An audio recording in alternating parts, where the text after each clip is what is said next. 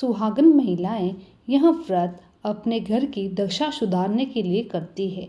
इस दिन महिलाएं पूजा और व्रत करके गले में एक खास डोरा पहनती है ताकि परिवार में सुख समृद्धि, शांति, सौभाग्य और धन संपत्ति बनी रहे। ग्रंथों के अनुसार ये व्रत करने से सभी तरह की परेशानी से बचा जा सकता है। आइए जानते हैं सरल पूजा विधि। इस दिन कच्चे सूत का 10 तार का डोरा जिसमें 10 गठान लगाते हैं, फिर पीपल की पूजा करते हैं। इस डोरे की पूजन करने के बाद कथा सुनते हैं। इसके बाद डोरे को गले में बांधते हैं। इस दिन महिलाएं एक ही प्रकार का अन्न एक समय खाती है। भोजन में नमक नहीं होना चाहिए। विशेष रूप से अन्न में गेहूं का ही उपयोग करते हैं।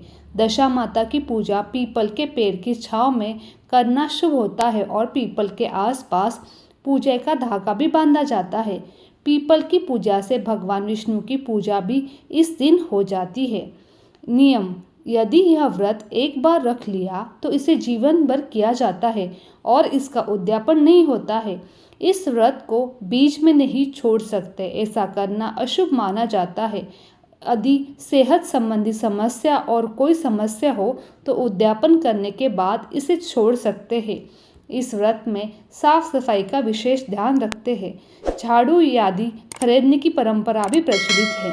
दशा माता का डोरा साल भर गले में पहना जाता है, लेकिन यदि दशा माता का डोरा साल भर नहीं पहन सकते तो वैशाख महीने के शुक्ल पक्ष की किसी अच्छे दिन खोलकर रखा जा सकता है।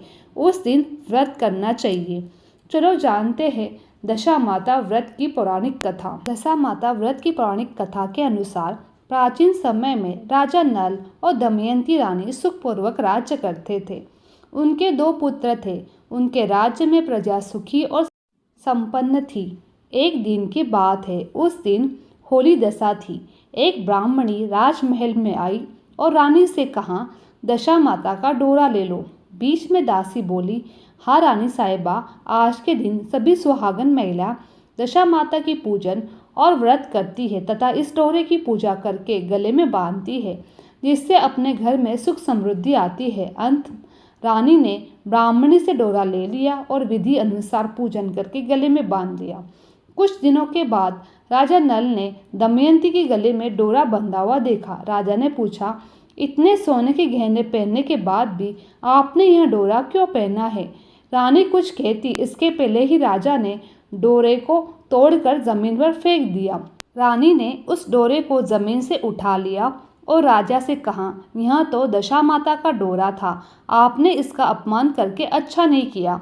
जब रात्रि में राजा सो रहे थे तब दशा माता स्वप्न में बुढ़िया के रूप में आई और राजा से कहा, हे राजा, तेरी अच्छी दशा जा रही है और तेरी बुरी दशा आ रही है।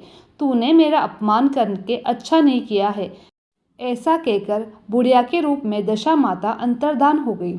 जब जैसे तैसे दिन बीतने गए, वैसे वैसे कुछ ही दिनों में राजा के ठाट बाट, हाथी घोड़े, धन धान्य, सुख शांति सब कुछ नष्ट होने लगा। अब तो भूखे मरने का समय आ गया। एक दिन राजा ने दमयंती से कहा, तुम अपने दोनों बच्चों को लेकर अपने मायके चली जाओ। रानी ने कहा, मैं आपको छोड़कर कहीं नहीं जाऊंगी। जिस प्रकार आप रहेंगे उसी प्रकार से मैं भी आपके साथ रहूंगी। तब राजा ने कहा, अपने देश को छोड़कर दूसरे देश में चले, वहाँ जो भी काम मिल जाएगा वही काम कर लेंगे। इस प्रकार नल दमयंती अपने देश को छोड़कर चल दिए। चलते चलते रास्ते में भील राजा का महल दिखाई दिया। वहाँ राजा ने अपने दोनों बच्चों को अमानत के तौर पर छोड़ दिया। आगे चले तो रास्ते में राजा के मित्र का गांव आया। राजा ने रानी से कहा, चलो हमारे मित्र के घर चले। मित्र के घर पहुंचने पर उनका खूब आदर सत्कार हुआ। पकवान बनाकर भोजन कराया। मित्र ने अपने शयन कक्ष में सुलाया। उसी कमरे में मोर की आकृति की खूंटी पर मित्र की पत्नी का हीरो से जड़ा कीमती हार टंगा हुआ था।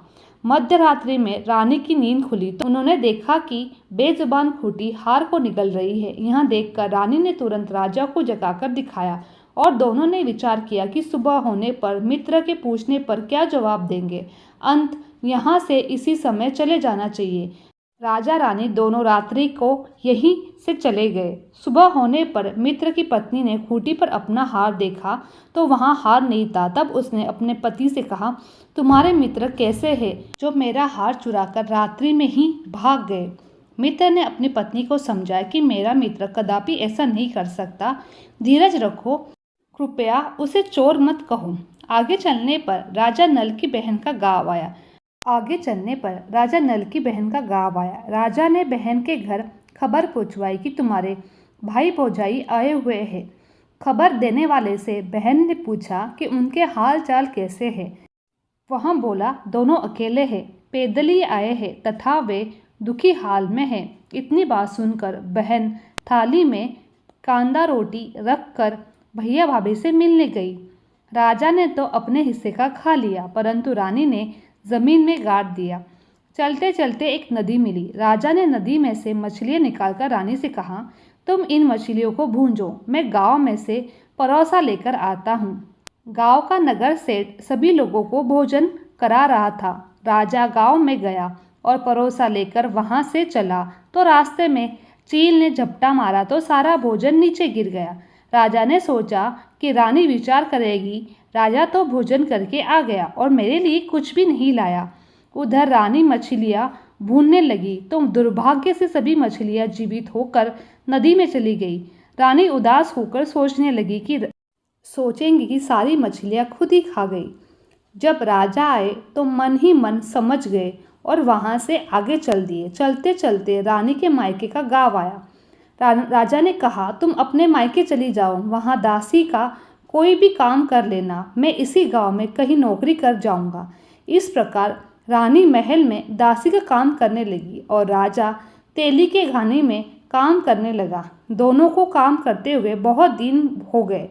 जब होली दशा का दिन आया तब सभी रानियों ने सिर धोकर स्नान किया।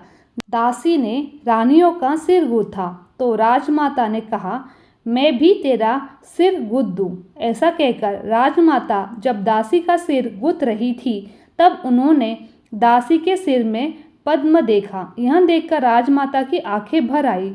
उनकी आंखों में से आंसू की बूंद गिरी। आंसू जब दासी के पीठ पर गिरे तो दासी ने पूछा, आप क्यों रो रही हो? राजमाता ने कहा, तेरी जैसी मेरी भी बेटी है जिसके सिर पर भी पद्म था, तेरे सिर में भी पद्म है। यह देखकर मुझे उसकी याद आ गई।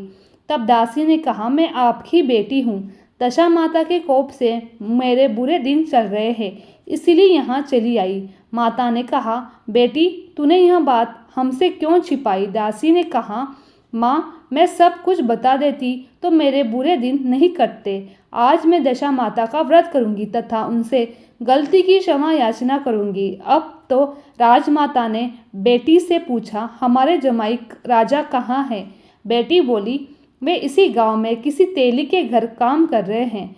अब गांव में उनकी खोज कराई गई, उन्हें महल में लेकर आए। जमाई राजा को स्नान कराया, नए वस्त्र पहनाए और पकवान बनाकर उन्हें भोजन करवाया।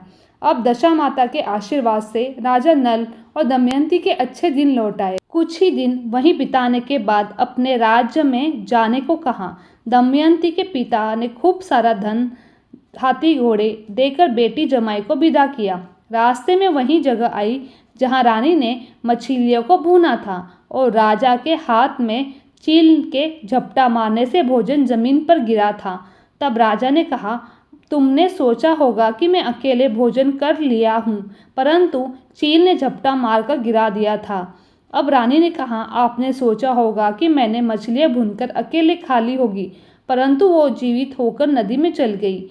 चलते चलते अब राजा की बहन का गाँव आया। राजा ने बहन को खबर देने वाले से पूछा कि उनके हालचाल कैसे हैं। उसने बताया कि बहुत अच्छी दशा में है, उनके साथ हाथी घोड़े हैं। यह सुनकर राजा की बहन मोतियों की थाल सजा कर लाई। तभी दमयंती ने धरती माता से प्रार्थना की, कहा, माँ आज मैं तेरी अमानत तुझे वापस देती हूँ। यह कहकर उस जगह को खोदा जहाँ कांदा रोटी गाड़ दिया था। खोदने पर रोटी तो सोने की और कांदा चांदी का हो गया। यह दोनों चीज़ें बहन की थाली में डाल दी और आगे चलने की तैयारी करने लगे। वहां से चलकर राजा अपने मित्र के घर पहुंचा। मित्र ने उनका पहले से सम्मान और खूब आदर सत्कार किया। रात्रि में विश्राम के लिए उन्हें उसी शयन कक्ष में सुलाया। मोड़ने वाली खूंटी के हार निगल जाने वाली बात से नींद नहीं आई। आधी रात के समय वहीं मोड़ने वाली खूंटी हार उगलने लगी और राजा ने अपने मित्र को जगाया तथा रानी ने मित्र की पत्नी को जगाकर, आपका हार तो इसने निगल लिया था। आपने सोचा होगा कि हार हमने चुराया है। दूसरे दिन प्रातःकाल नित्य कर्म से निपटकर वहां से वे चल दिए। वे भील राजा के यहाँ पहुँचे और अपने पुत्र को मांगा तो भील राजा ने देने से मना कर दिया। गांव के लोगों ने उन बच्चों को वापस दिलाया। नल दमयंती अपने बच्चों को लेकर अपनी राजधानी निकट पहुँचे तो नगरवासियों ने लाव लश्कर के साथ उन्हें आते हुए देखा। सभी ने बहुत प्रसन्न होकर उनका स्वागत किया तथा गाजे बाजे के साथ उन्हें महल बुलवा लिया। राजा का पहले जैसा ठाट बाट हो गया। राजा नल दमयंती पर दशा माता ने पहले कोप किया, ऐसी किसी पर मत करना, बाद में जैसी कृपा बरसी वैसी सब पर करना। बोलो दशा माता की जय। मेरी ये वीडियो आप लोगों को अच्छी लगी तो मेरे चैनल को लाइक शेयर और सब्सक्राइब करना ना भूलें। आप सभी का धन्यवाद।